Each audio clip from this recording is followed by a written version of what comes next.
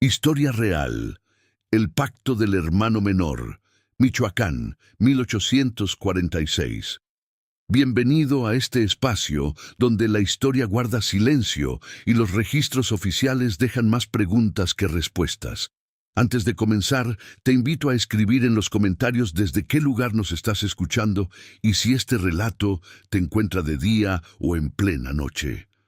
Nos interesa saber hasta dónde llegan estas historias y en qué momento del tiempo vuelven a cobrar vida. En este canal exploramos casos reales, desapariciones y misterios ocurridos en distintas ciudades de México, relatos que fueron ocultados, ignorados o simplemente olvidados con los años. Si te atraen las historias oscuras basadas en hechos reales y quieres seguir descubriendo estos archivos silenciados, suscríbete al canal y activa la campana para no perderte ninguno de nuestros relatos. Ahora sí, acompáñanos en esta historia. Historia real. El pacto del hermano menor. Michoacán, 1846. Capítulo 1. Michoacán y los hermanos Villarreal. En el año de 1846, cuando México aún sangraba las heridas de la Guerra de Independencia, que había terminado apenas 25 años antes, y cuando la amenaza de invasión estadounidense se cernía sobre el horizonte como tormenta inevitable, el estado de Michoacán existía en mundo casi feudal, donde haciendas enormes controladas por familias aristócratas funcionaban como reinos independientes, donde el poder era hereditario y absoluto, y donde la tierra era tanto fuente de riqueza como de maldición para aquellos que la codiciaban sin límite. Michoacán era tierra de belleza terrible y contrastes violentos. Sus bosques de pino y encino cubrían montañas que se elevaban hacia cielos de azul imposible.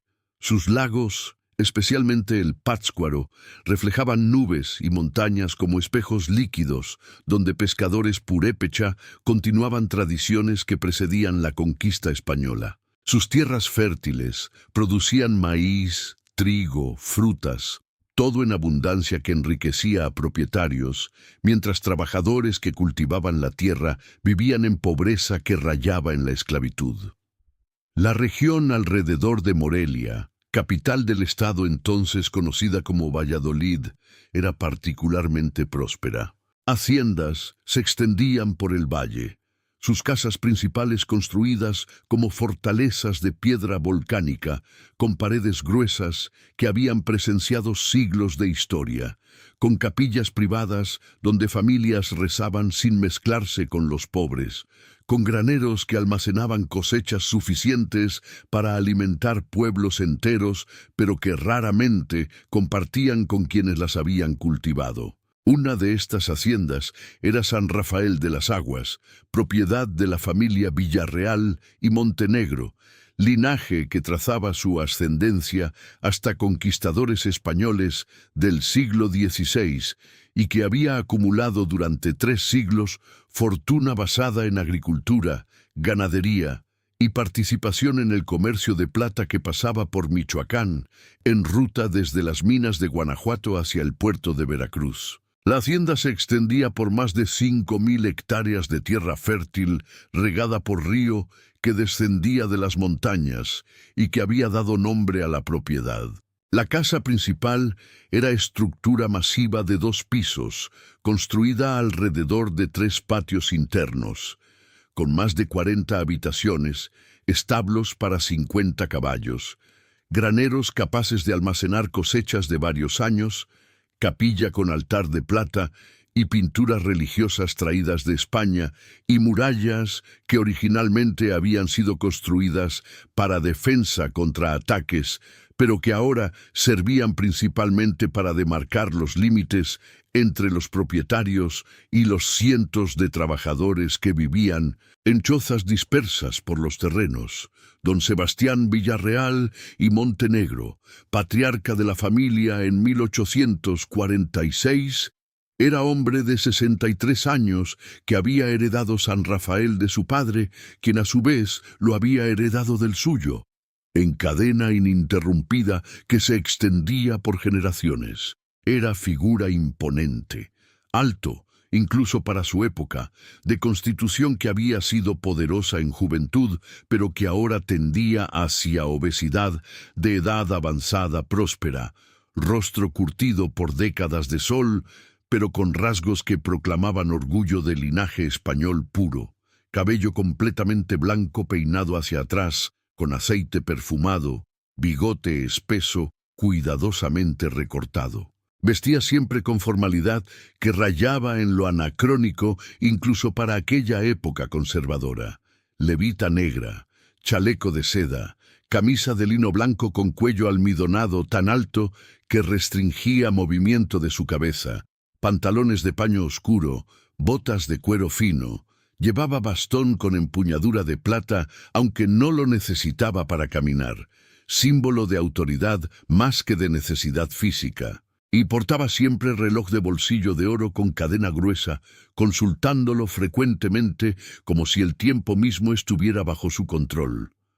Su esposa, doña Mariana Montenegro de Villarreal, había muerto en 1838, dando a luz a hijo que también murió, su sexto parto y el que finalmente cobró su vida a los 42 años. Había dejado a don Sebastián con 4 hijos sobrevivientes. 3 varones y una mujer. La hija, María del Carmen, de 30 años en 1846, estaba casada con hacendado de Guanajuato y vivía lejos, visitando raramente. Los 3 hijos varones eran el futuro de la familia, los herederos de San Rafael. El mayor era Rodrigo Villarreal y Montenegro, de 32 años. Alto como su padre, de constitución robusta, rostro duro con ojos oscuros que miraban el mundo, con mezcla de arrogancia y cálculo constante. Había sido criado desde nacimiento con certeza de que algún día heredaría San Rafael, que sería patriarca, que continuaría el linaje. Esta certeza había creado en él sentido de derecho que coloraba cada interacción, cada decisión.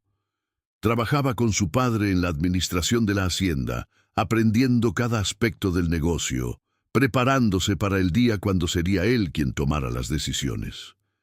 El segundo hijo era Fernando Villarreal y Montenegro, de 28 años. También alto, pero de constitución más delgada que su hermano mayor, rostro más refinado, ojos que mostraban inteligencia aguda, pero también inquietud constante.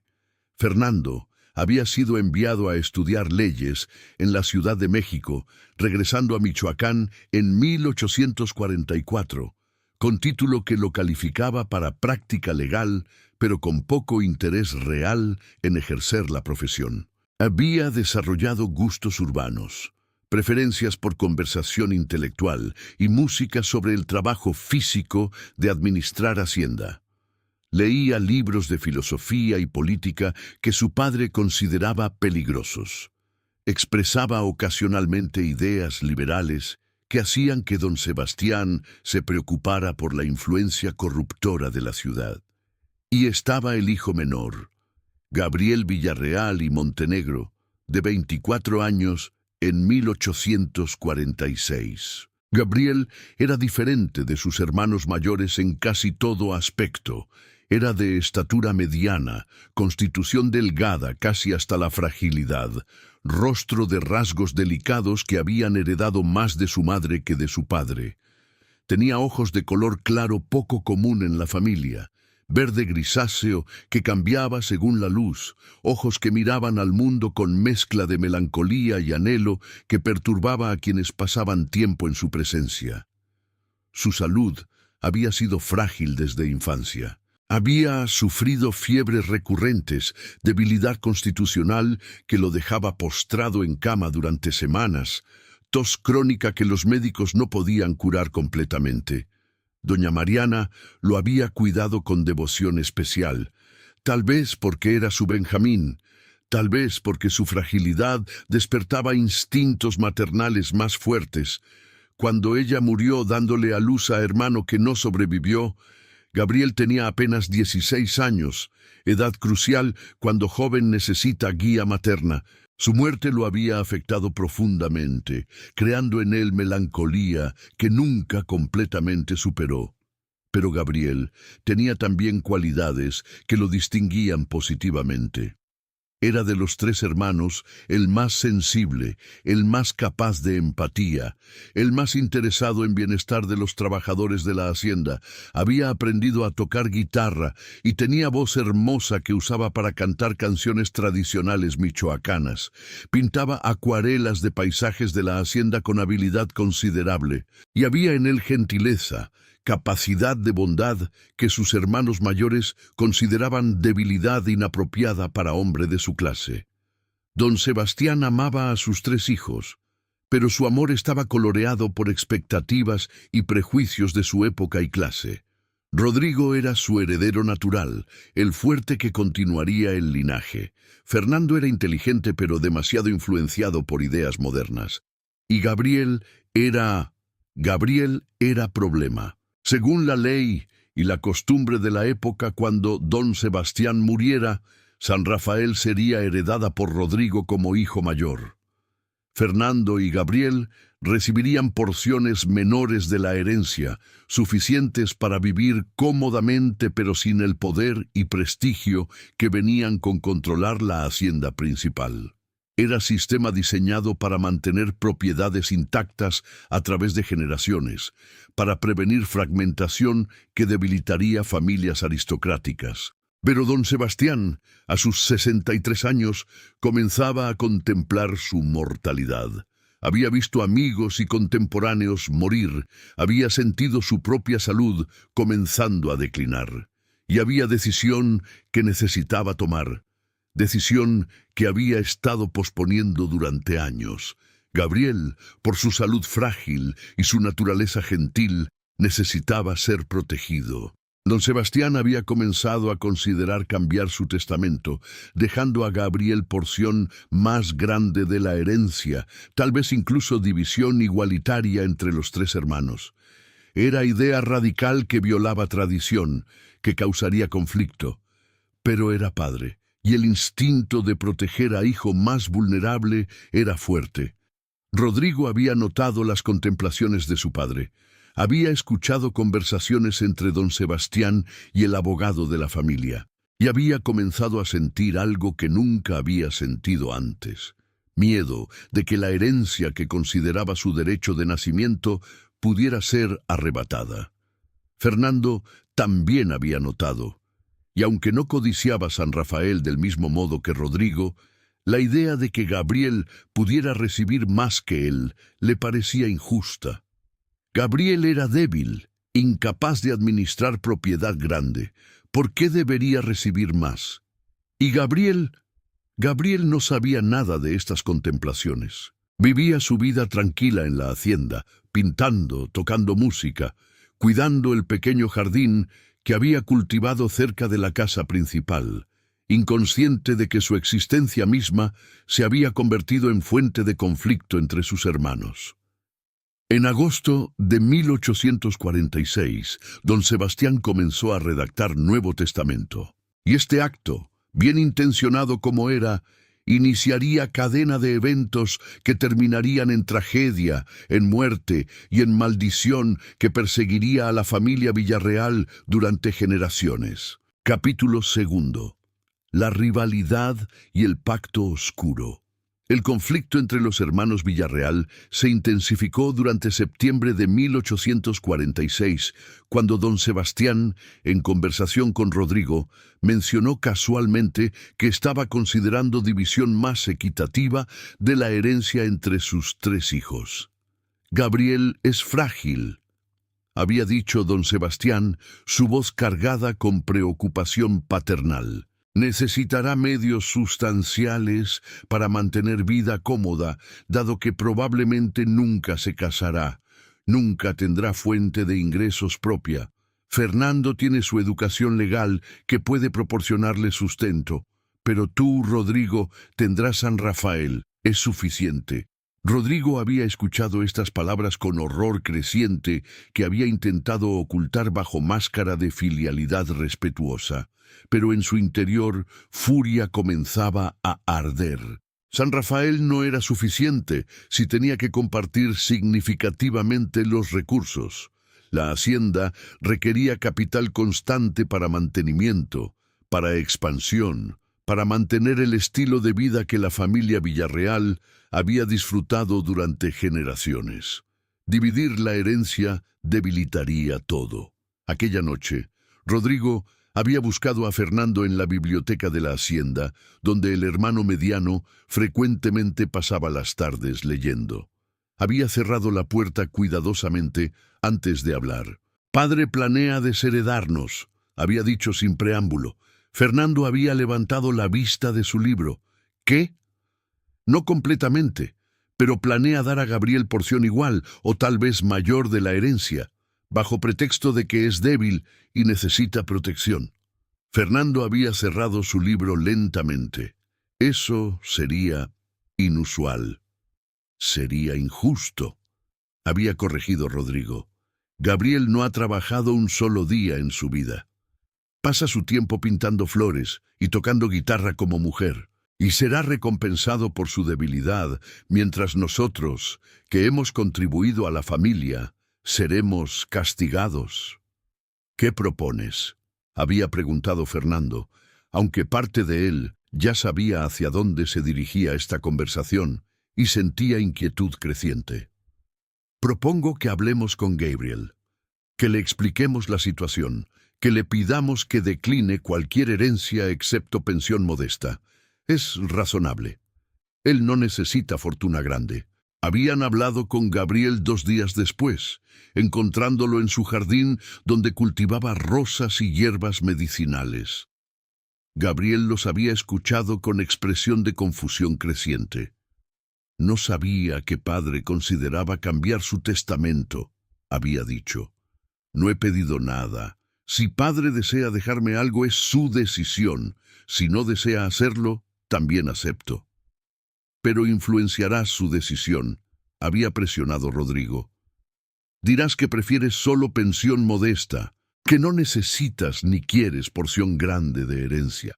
Gabriel había mirado a sus hermanos con ojos que mostraban dolor. «¿Me están pidiendo que renuncie a mi herencia? Te estamos pidiendo que seas razonable», había dicho Fernando, su tono más suave que el de Rodrigo, pero no menos insistente. «Que reconozcas que Rodrigo administrará a San Rafael, que yo tengo mi profesión, que tú tienes tu salud frágil, que requerirá cuidados, pero no fortuna». Gabriel había guardado silencio durante largo tiempo. Después había dicho suavemente: «No haré nada, no presionaré a padre en ninguna dirección. Lo que decida es su decisión». No había sido respuesta que Rodrigo quería. Durante las semanas siguientes, la tensión en la hacienda se volvió palpable. Don Sebastián notaba que sus hijos ya no comían juntos, que conversaciones cesaban abruptamente cuando él entraba a habitación. Pero no comprendía completamente la profundidad del conflicto que se estaba desarrollando. En octubre algo cambió. Gabriel comenzó a enfermarse con mayor frecuencia. Fiebres que lo dejaban postrado, debilidad que hacía difícil levantarse de la cama. Los médicos eran llamados, pero no podían encontrar causa específica. Era como si simplemente se estuviera desperdiciando, su cuerpo cediendo bajo algún peso invisible. Y fue durante una de estas enfermedades, en la noche del 31 de octubre, cuando México celebraba el Día de los Muertos y cuando el velo entre vivos y muertos se decía era más delgado, que sucedió algo que cambiaría todo. Rodrigo había visitado a Gabriel en su habitación, llevando taza de té que dijo ayudaría con la fiebre. Gabriel, confiando en su hermano como siempre había hecho, había bebido el té. Y después, Rodrigo había hablado, su voz baja pero urgente. «Hay forma de resolver esto», había dicho. «Forma que beneficiará a todos». «¿Qué forma?», había preguntado Gabriel, su voz débil. «Un pacto. entre hermanos, un acuerdo que garantizará que cada uno reciba lo que merece. Lo que Rodrigo propuso aquella noche era algo sacado de tradiciones más oscuras que las enseñadas por la Iglesia Católica. Era práctica que existía en los márgenes de la sociedad mexicana del siglo XIX, mezclando catolicismo con creencias prehispánicas y con elementos de brujería europea que habían llegado con los conquistadores. Propuso que los tres hermanos hicieran pacto de sangre. Jurarían lealtad mutua sobre sus vidas, y quien viviera más tiempo heredaría todo de los otros. Era apuesta sobre destino, sobre vida y muerte. Tú eres el más débil, había dicho Rodrigo a Gabriel con franqueza brutal. Probablemente morirás primero. Cuando lo hagas, tu herencia pasará a Fernando y a mí. Padre no podrá objetar porque habrá sido tu decisión en vida, y si por milagro sobrevives a nosotros, entonces toda la herencia será tuya. Es justo, es destino. Fernando había llegado mientras Rodrigo explicaba el plan, y aunque había expresado dudas iniciales, Rodrigo lo había convencido argumentando que era forma de evitar conflicto con padre, de respetar sus deseos mientras aseguraban que la herencia eventualmente se consolidaría en manos de quien la mereciera. Gabriel, debilitado por enfermedad y por el té que había bebido y que contenía algo más que hierbas medicinales, algo que nublaba su juicio, había escuchado con mente que no podía pensar claramente. «¿Juran que no hay malicia en esto?», había preguntado. «¿Que es verdaderamente sobre destino y no sobre intención?». «Lo juramos», había respondido Rodrigo, su mano sobre su corazón. Fernando había asentido, aunque sus ojos mostraban inquietud. Y así, en aquella noche del Día de los Muertos de 1846, los tres hermanos Villarreal habían realizado ritual que don Sebastián nunca debió descubrir, que la Iglesia habría condenado como herejía y que las tradiciones antiguas de Michoacán reconocerían como uno de los pactos más peligrosos que pueden hacerse. Habían ido a la capilla de la hacienda después de medianoche, cuando todos dormían. Habían encendido velas negras que Rodrigo había obtenido de curandera en pueblo cercano. Habían cortado sus palmas con navaja, mezclando su sangre en copa de plata robada del altar. Y habían jurado, cada uno en su turno: «Juro por mi sangre y mi vida que acepto este pacto, que el último de nosotros en morir heredará todo de los otros, que nuestras vidas están atadas por esta sangre, que el destino decidirá quién prevalece». Después habían bebido de la copa, la sangre mezclada con vino que Rodrigo había traído, y habían sellado el pacto escribiendo sus nombres en pergamino que después quemaron, las cenizas mezclándolas con la tierra de tumba en el cementerio de la hacienda donde generaciones de Villarreal estaban enterrados. Había sido ritual complejo que Rodrigo había aprendido de fuentes que nunca revelaría. Y cuando terminó, los tres hermanos regresaron a la casa principal, jurando nunca hablar de lo que habían hecho. Gabriel había regresado a su cama, su fiebre extrañamente desaparecida, su mente ahora clara y llena de terror de lo que había participado.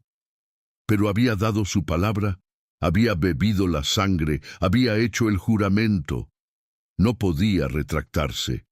Lo que ninguno de los tres hermanos sabía era que tales pactos no son simples palabras. Son contratos escritos en sangre y sellados con fuerzas que no respetan la voluntad humana una vez que son invocados.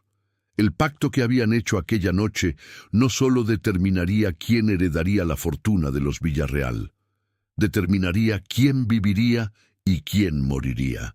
Y el precio de romper tal pacto o de sobrevivir a él sería más terrible de lo que cualquiera de ellos podría haber imaginado. Capítulo 3. La muerte del hermano menor. Durante noviembre de 1846, Gabriel Villarreal comenzó a deteriorarse de maneras que alarmaban incluso a médicos que habían estado tratando su salud frágil durante años. Su peso caía dramáticamente, su piel adquiría tono grisáceo, sus ojos se hundían en cuencas que parecían demasiado grandes para su rostro demacrado. Tosía sangre con frecuencia creciente, manchando pañuelos de lino blanco con salpicaduras escarlata que se volvían más abundantes cada día. Don Sebastián estaba desesperado. Llamó a los mejores médicos de Michoacán, después a especialistas de Ciudad de México. Todos ofrecían diagnósticos vagos: consunción avanzada, debilidad constitucional extrema, fiebre de origen desconocido. Los tratamientos variaban desde sangrías que solo lo debilitaban más, hasta tónicos amargos que no hacían nada por sus síntomas reales. Rodrigo y Fernando visitaban a su hermano menor regularmente, sentándose junto a su cama, expresando preocupación que parecía genuina, pero en privado Rodrigo sentía satisfacción oscura. El pacto estaba funcionando exactamente como había planeado. Gabriel, el más débil, moriría primero. Su herencia revertiría a sus hermanos. Y don Sebastián nunca sabría del acuerdo secreto que lo hacía todo legal y apropiado.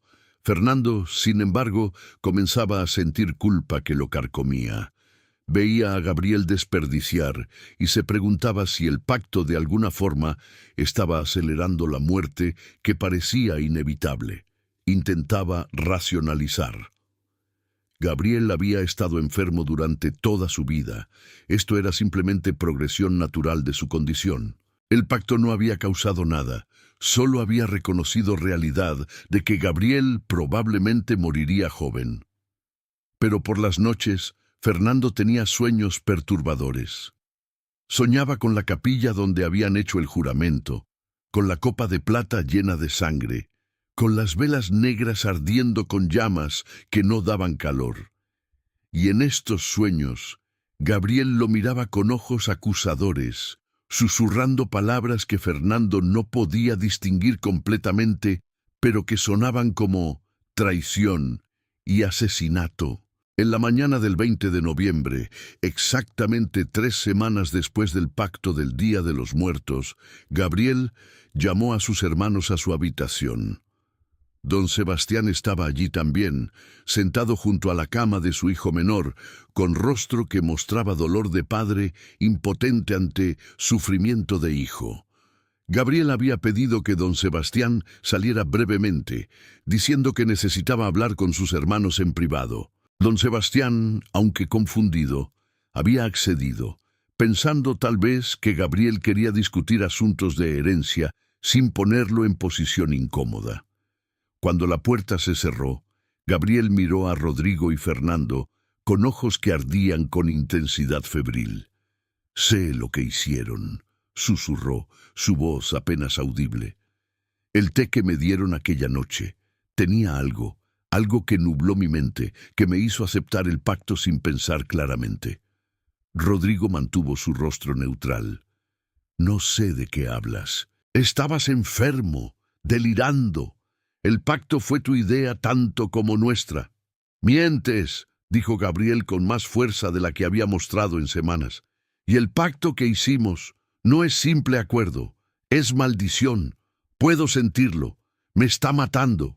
Está drenando mi vida».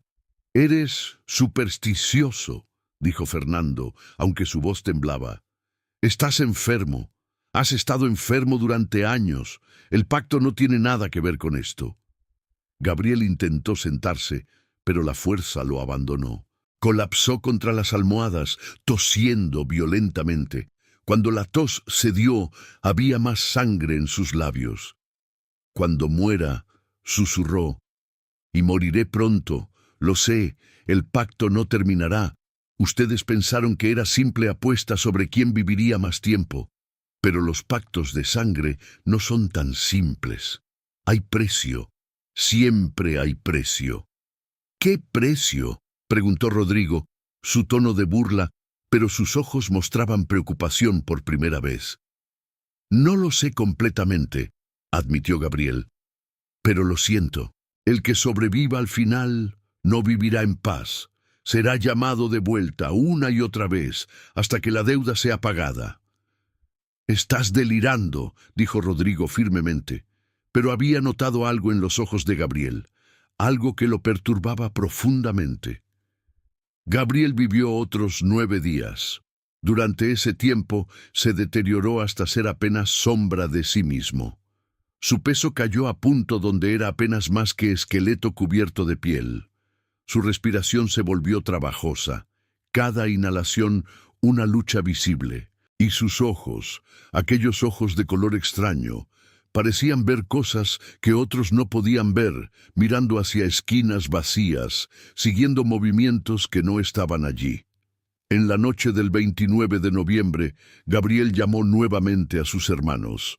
Esta vez también pidió que vinieran don Sebastián y el padre Anselmo Ruiz, párroco que servía la capilla de la hacienda. Cuando todos estaban reunidos alrededor de su cama, Gabriel habló con voz que era apenas susurro, pero que todos podían escuchar claramente en el silencio de la habitación. «Padre», dijo, mirando a don Sebastián, «perdóneme por cualquier dolor que haya causado. He amado esta hacienda, he amado esta familia, pero no he sido lo suficientemente fuerte para el mundo en que nacimos». Don Sebastián, lágrimas corriendo por su rostro, tomó la mano de su hijo menor. «No tienes nada que perdonar, hijo mío. Has sido bendición. Has traído belleza y gentileza a casa, que a veces es demasiado dura». Gabriel sonrió débilmente. Después se volvió hacia Rodrigo y Fernando. «Hermanos», dijo, «el pacto que hicimos, intenté romperlo. Fui al Padre, intenté confesarlo.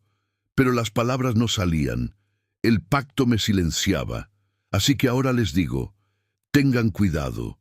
Lo que prometieron, lo que bebieron, lo que sellaron con sangre, no pueden escapar de ello. Vivirán, sí, pero no en paz». «Gabriel, estás delirando», dijo el padre Anselmo gentilmente. «La fiebre te hace decir cosas que no tienen sentido». Pero Gabriel sacudió la cabeza. «No es fiebre, padre. Es claridad que viene con aproximación de la muerte. Veo cosas ahora que no podía ver antes, y veo que mis hermanos han atado sus destinos al mío de maneras que no comprenden completamente». Miró una última vez a Rodrigo y Fernando. «Cuando el primero de ustedes muera», susurró, «el sobreviviente comenzará a entender, y cada año, en el aniversario del pacto, será llamado de vuelta. Sentirá lo que yo siento ahora. La sangre que compartimos no los dejará olvidar». Fueron sus últimas palabras. Después de pronunciarlas, Gabriel cerró sus ojos. Su respiración se volvió más superficial, más espaciada. Y a las 3 de la madrugada del 30 de noviembre de 1846, Gabriel Villarreal y Montenegro murió, 2 meses antes de cumplir 25 años. Su funeral fue elaborado como correspondía a miembro de la familia Villarreal. Fue velado durante 2 días en la capilla de la hacienda, su cuerpo vestido con su mejor traje, las manos cruzadas sobre el pecho sosteniendo rosario de plata. Cientos de personas vinieron a presentar condolencias. Familias aristocráticas de haciendas vecinas, trabajadores de San Rafael que genuinamente habían amado al hijo menor por su gentileza, comerciantes y asociados de negocios de don Sebastián. Fue enterrado en el cementerio familiar de la hacienda, en tumba de mármol con su nombre, fechas de nacimiento y muerte, y epitafio que don Sebastián había escogido. Gabriel Villarreal y Montenegro, demasiado gentil para este mundo cruel. Rodrigo y Fernando permanecieron junto a la tumba después de que todos los demás se habían ido. Ninguno habló durante largo tiempo. Finalmente, Fernando rompió el silencio. «¿Crees que tenía razón? ¿Sobre el pacto trayendo consecuencias?» Rodrigo escupió en el suelo. Era supersticioso y débil. Murió porque siempre fue débil. El pacto no tuvo nada que ver con eso. «Pero sus palabras finales», comenzó Fernando. «Las palabras de hombre moribundo delirando con fiebre», interrumpió Rodrigo, «no significan nada». pero ambos hermanos sentían inquietud que no podían articular completamente. Y cuando se alejaron de la tumba, ninguno miró atrás, como si temer que pudieran ver a Gabriel observándolos desde más allá de la lápida de mármol. Los meses siguientes transcurrieron con normalidad superficial. La vida en San Rafael continuaba. Don Sebastián, devastado por la pérdida de Gabriel, se sumergió en trabajo, administrando la hacienda con energía renovada, como si actividad pudiera distraerlo del dolor. Rodrigo asumió más responsabilidades. Fernando pasaba más tiempo en sus libros. Y entonces llegó el 31 de octubre de 1847, un año exacto desde el pacto. Y Rodrigo Villarreal despertó aquella mañana sintiendo algo que nunca había sentido antes: miedo absoluto y terror de lo que estaba por venir. Capítulo 4. El tormento anual. La mañana del 31 de octubre de 1847, Rodrigo Villarreal despertó, sintiendo como si su cuerpo estuviera en llamas. Fiebre lo consumía, tan intensa que las sábanas estaban empapadas de sudor. Su garganta ardía, su cabeza palpitaba con dolor que hacía difícil abrir los ojos. Y cuando intentó levantarse de la cama, sus piernas no respondieron. Débiles como si no le hubieran pertenecido. Gritó por ayuda, su voz saliendo como graznido áspero. Los sirvientes vinieron corriendo, alarmados por encontrar al hijo mayor de don Sebastián, siempre tan fuerte y saludable, reducido a figura sudorosa y temblorosa en su cama. Don Sebastián fue llamado inmediatamente. Cuando vio el estado de Rodrigo, sintió terror frío. Era exactamente como Gabriel había estado en sus últimas semanas. La fiebre, la debilidad, la palidez extrema. Los médicos fueron llamados urgentemente. Examinaron a Rodrigo exhaustivamente, pero no podían encontrar causa específica para sus síntomas. Era como si su cuerpo simplemente hubiera decidido comenzar a fallar sin razón aparente. Durante 3 días, Rodrigo estuvo al borde de la muerte. Deliraba con fiebre, gritando cosas que no tenían sentido para quienes lo cuidaban, pero que Fernando, escuchando desde afuera de la habitación, entendía perfectamente. La sangre, el pacto. Gabriel me llama de vuelta. Pero entonces, tan súbitamente como había comenzado, la enfermedad comenzó a retroceder. El 4.º día después del inicio, la fiebre se rompió. El 5.º día, Rodrigo podía sentarse en la cama.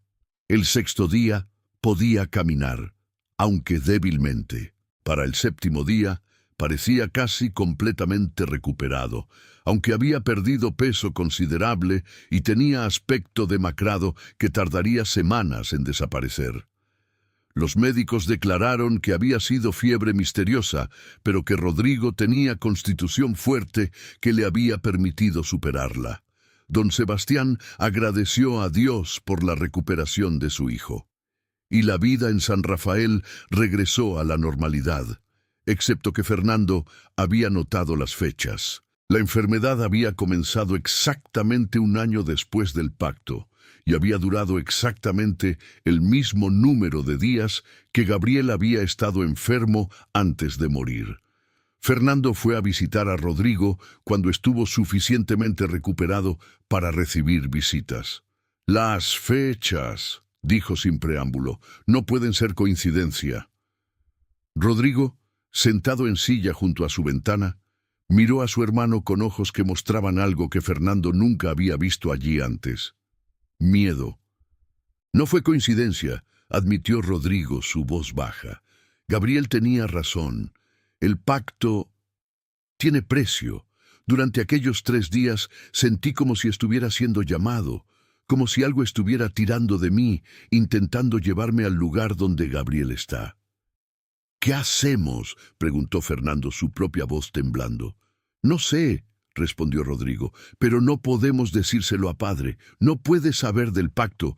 Prometimos secreto». Decidieron esperar, ver si era incidente aislado o si se repetiría.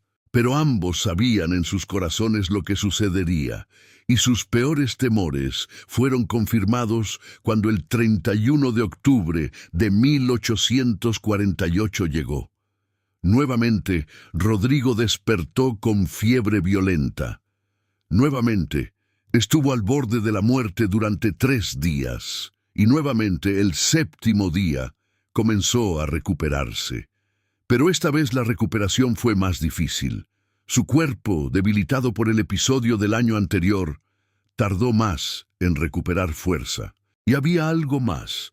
Rodrigo comenzaba a mostrar señales de envejecimiento prematuro. Cabello que había sido completamente negro ahora mostraba canas. Arrugas aparecían alrededor de sus ojos. Su postura, siempre tan erguida, comenzaba a encorvarse ligeramente. Don Sebastián notaba estos cambios y se preocupaba. Rodrigo había sido siempre el más saludable de sus hijos. ¿Por qué ahora, a apenas 34 años, parecía estar envejeciendo tan rápidamente? Para 1849, Rodrigo vivía con terror del calendario. A medida que octubre se acercaba, se volvía cada vez más ansioso, durmiendo poco, bebiendo en exceso, intentando cualquier cosa para evitar lo inevitable. Consultó curanderos en secreto, brujas que practicaban artes oscuras, sacerdotes que realizaban exorcismos. Intentó todo desde oraciones hasta pociones, desde penitencias hasta pactos con santos. Nada funcionaba.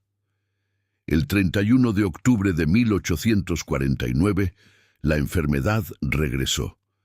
Esta vez más severa que antes.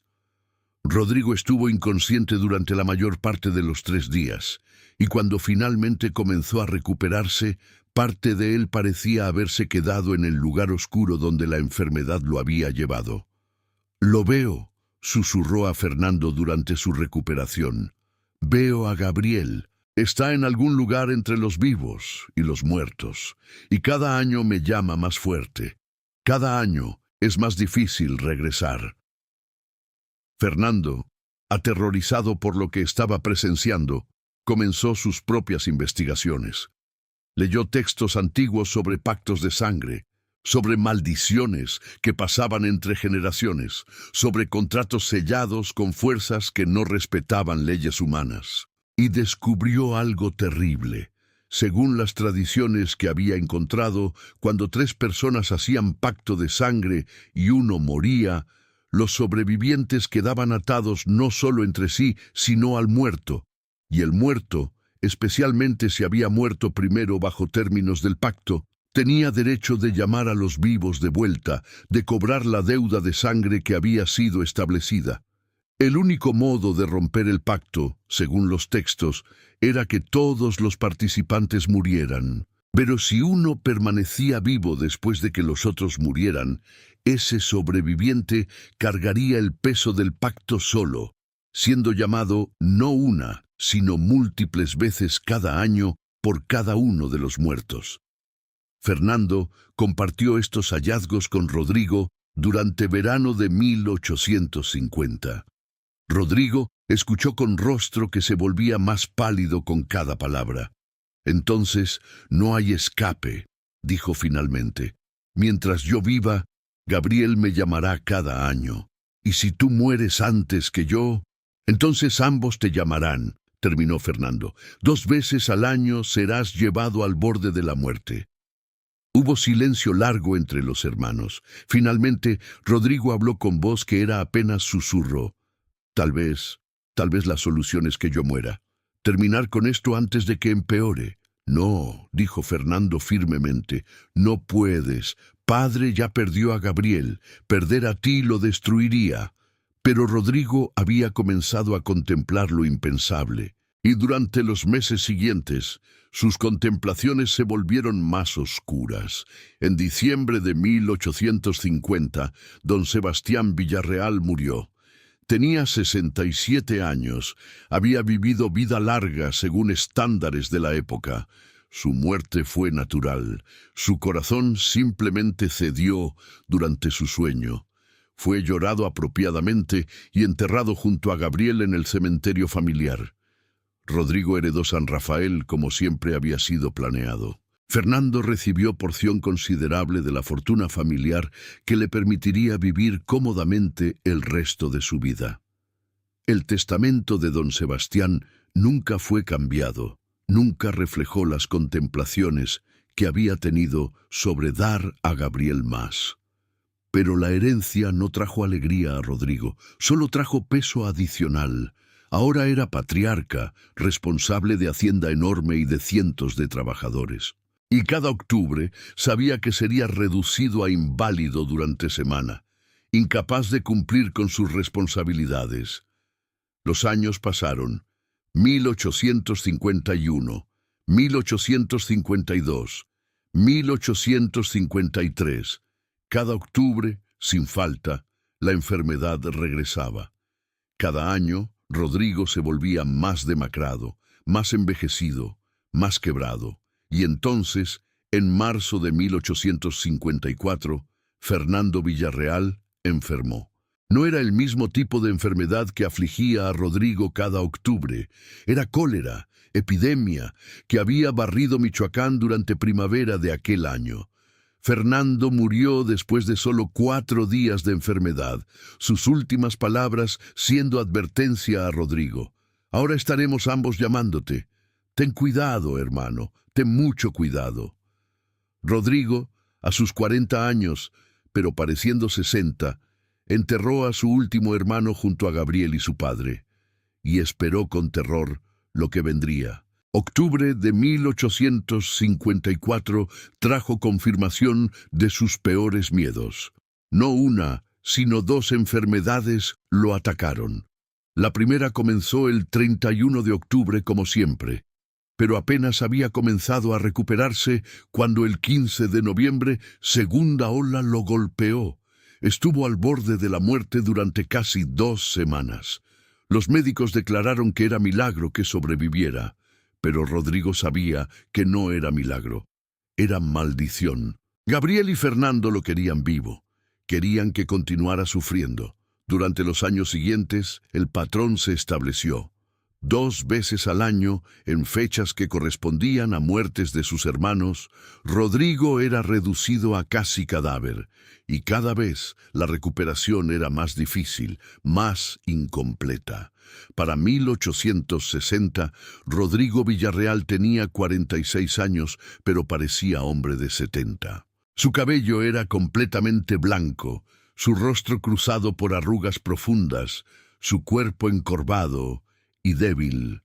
Había perdido la mayor parte de sus dientes, su visión fallaba, sus manos temblaban constantemente, y sabía que no podía continuar mucho más tiempo.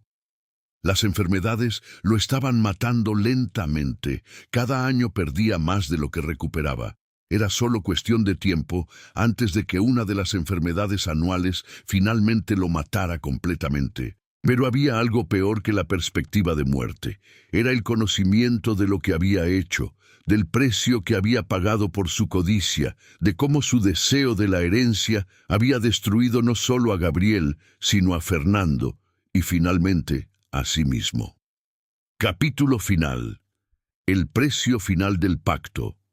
En octubre de 1863, 17 años después de la muerte de Gabriel, Rodrigo Villarreal yacía en su cama esperando la enfermedad anual que sabía vendría. Tenía 49 años, pero su cuerpo era de hombre de 80, quebrado, devastado, apenas capaz de funcionar incluso en sus mejores días. San Rafael había decaído bajo su administración. Sin capacidad de trabajar efectivamente durante las semanas que pasaba enfermo cada año, sin energía para administrar apropiadamente durante el resto del tiempo, la hacienda había comenzado a sufrir. Campos quedaban sin cultivar, edificios sin reparar, trabajadores sin pagar apropiadamente. Las familias aristocráticas, que una vez habían respetado a los Villarreal, ahora susurraban que la familia estaba maldita, que era mejor evitarlos. Rodrigo no tenía esposa, no tenía hijos. Había intentado casarse 2 veces durante sus 30, pero ambas mujeres habían roto los compromisos cuando vieron las enfermedades misteriosas que lo afligían cada año. No había herederos de su línea. Cuando muriera, San Rafael pasaría a parientes distantes que apenas conocía. Y sabía que la muerte se acercaba. Podía sentirla en sus huesos, en su sangre que parecía más delgada cada año, en su corazón que latía irregular incluso en reposo. La noche del 30 de octubre, víspera del aniversario del pacto, Rodrigo hizo algo que nunca había hecho antes. Fue al cementerio familiar, caminando lentamente con bastón, su cuerpo temblando por el esfuerzo. Se paró frente a las 3 tumbas, su padre don Sebastián y sus hermanos Gabriel y Fernando. La luna llena iluminaba las lápidas de mármol, haciendo que los nombres grabados parecieran brillar. «Gabriel», dijo Rodrigo, su voz apenas más que susurro. «Fernando, padre, perdónenme por lo que hice, por la codicia que me llevó a hacer el pacto, por el veneno que puse en el té de Gabriel para nublar su mente, por convencer a Fernando de participar cuando sabía que era error, por todos los pecados que he cometido». Hubo silencio, excepto por el viento entre los árboles. «Sé que mañana vendréis por mí», continuó Rodrigo, «como habéis venido cada año, pero esta vez creo que no regresaré, y tal vez es mejor así. He vivido demasiado tiempo llevando este peso. He sufrido demasiado tiempo por mi pecado». Se arrodilló frente a la tumba de Gabriel, sus rodillas golpeando el suelo duro, dolor disparando por su cuerpo quebrado. «Te maté», susurró. «No con mis manos directamente, pero con mi codicia, con mi manipulación. Y el universo ha cobrado su precio. 17 años de agonía, pero no es suficiente, ¿verdad? Nunca será suficiente». Permaneció arrodillado allí durante horas, rezando, llorando, esperando alguna señal de perdón que sabía nunca vendría. Finalmente, cuando el amanecer comenzaba a iluminar el cielo oriental, regresó trabajosamente a la casa, y como había predicho, al mediodía del 31 de octubre, la enfermedad lo golpeó con fuerza que nunca había experimentado antes. Fue como si todo el peso de 17 años de enfermedades anuales cayera sobre él simultáneamente. Esta vez no hubo recuperación gradual. Su cuerpo simplemente comenzó a apagarse, sistema por sistema. Su corazón latía irregular, después más lento. Su respiración se volvía superficial. Su piel adquiría tono azulado de alguien sin oxígeno suficiente. Los médicos no podían hacer nada excepto administrar morfina para el dolor. Y durante sus momentos finales de consciencia, Rodrigo vio algo que lo hizo sonreír a pesar de la agonía. Parados al pie de su cama, tan claros como si estuvieran vivos, estaban Gabriel y Fernando. No parecían enojados ni vengativos, simplemente estaban allí esperando. «¿Vienes finalmente?», preguntó Gabriel, su voz la misma que Rodrigo recordaba de cuando su hermano menor estaba vivo. «Sí», susurró Rodrigo. «Finalmente voy». «El pacto termina cuando tú mueras», dijo Fernando. «La deuda será pagada. Pero, Rodrigo, necesitas saber algo». «¿Qué?». Rodrigo apenas podía formar las palabras. «La hacienda», dijo Gabriel. «San Rafael está manchada con lo que hicimos, con la sangre que derramaste para obtenerla. Nunca prosperará nuevamente. Cada generación que intente mantenerla sufrirá como tú has sufrido. La codicia tiene precio que se extiende más allá de nuestras vidas individuales». «¿Cómo lo deshago?», preguntó Rodrigo. «¿Cómo limpio lo que manché?». Pero Gabriel y Fernando comenzaron a desvanecerse. «Ya es demasiado tarde para deshacer», fueron las últimas palabras que Rodrigo escuchó. «Solo puedes advertir, pero ¿quién escuchará advertencias de muerto?». Rodrigo Villarreal y Montenegro murió a las 3 de la mañana del 2 de noviembre de 1863, Día de los Muertos. Tenía 49 años, pero su cuerpo era de hombre mucho más viejo, devastado por años de enfermedades que habían sido tanto castigo como llamado de los muertos que había traicionado. Fue enterrado junto a sus hermanos y padre en el cementerio familiar.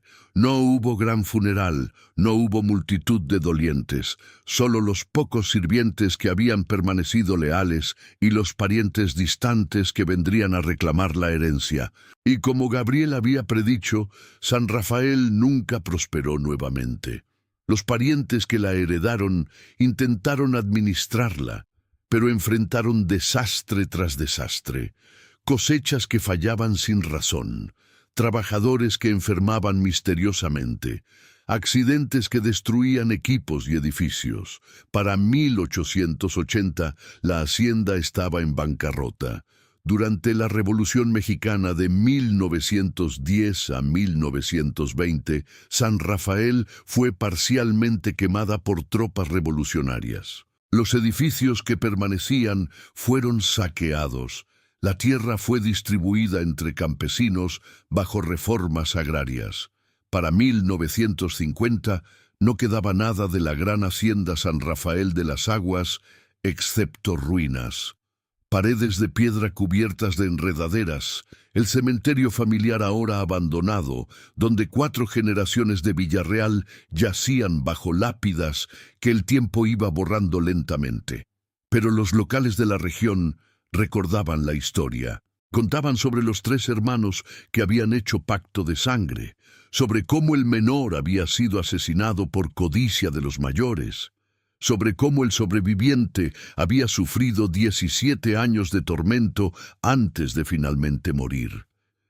Y decían que en las noches del 31 de octubre y del 15 de noviembre, fechas de las muertes de Gabriel y Fernando, aún se podían escuchar gritos viniendo de las ruinas de San Rafael. Gritos de hombre siendo llamado de vuelta por los muertos, siendo forzado a pagar una y otra vez por pacto que nunca debió hacerse.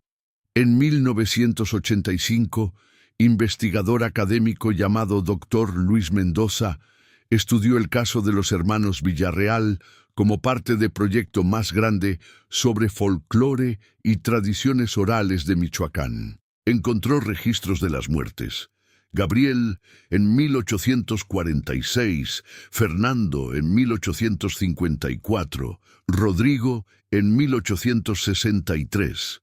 Encontró también registros médicos que documentaban las enfermedades misteriosas de Rodrigo, como cada octubre y noviembre sufría colapso casi total seguido por recuperación parcial. Los médicos de la época habían especulado sobre todo desde malaria crónica hasta envenenamiento recurrente, pero nunca habían encontrado causa definitiva.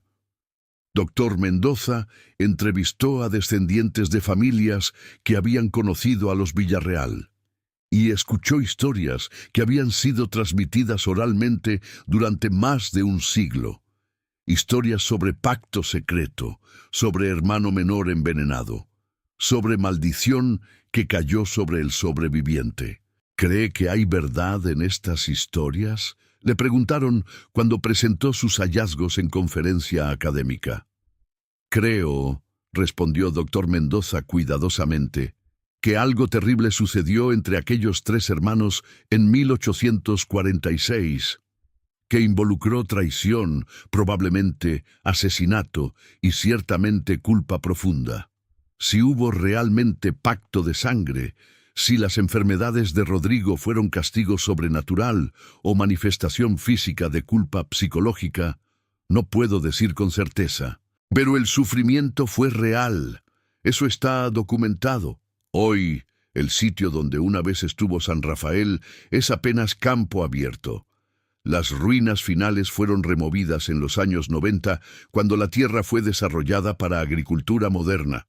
El cementerio familiar fue reubicado, los restos de los Villarreal movidos a Osario en Morelia. Pero la historia persiste. Es contada como advertencia sobre los peligros de la codicia, sobre cómo el deseo de riqueza y poder puede corromper incluso lazos fraternales, sobre cómo algunos pecados llevan precios que se extienden mucho más allá de la vida del pecador. Y cada 31 de octubre, cuando México celebra el Día de los Muertos y cuando el velo entre vivos y muertos se dice es más delgado, algunos en Michoacán aún recuerdan a los hermanos Villarreal. Recuerdan a Gabriel, el gentil que fue destruido por codicia de sus hermanos. Recuerdan a Fernando, que participó en traición y pagó con su vida. Y recuerdan especialmente a Rodrigo, que obtuvo todo lo que había codiciado, pero que descubrió que el precio de la herencia manchada era más terrible que cualquier cosa que pudiera haber imaginado. Porque al final no fueron los vivos quienes heredaron. Fueron los muertos quienes cobraron su deuda una y otra vez, hasta que no quedó nada excepto ruinas y advertencias que deberían ser escuchadas, pero que rara vez lo son, hasta que es demasiado tarde. El pacto del hermano menor terminó con la muerte de Rodrigo, pero su lección persiste, que hay cosas más valiosas que riqueza, que el amor fraternal es más precioso que cualquier herencia, y que aquellos que traicionan a los suyos por ganancia material eventualmente pagarán precio que ninguna fortuna puede comprar. Si te gustó esta historia y no quieres perderte los secretos que aún guardan los estados de la República, suscríbete al canal y activa la campanita para no perderte ninguno de nuestros relatos. Cada episodio te llevará más profundo en los misterios olvidados de México, donde los pactos sellados con sangre nunca se rompen sin precio, donde los muertos cobran sus deudas con los vivos, y donde algunas herencias están tan manchadas que destruyen a todos quienes las reclaman.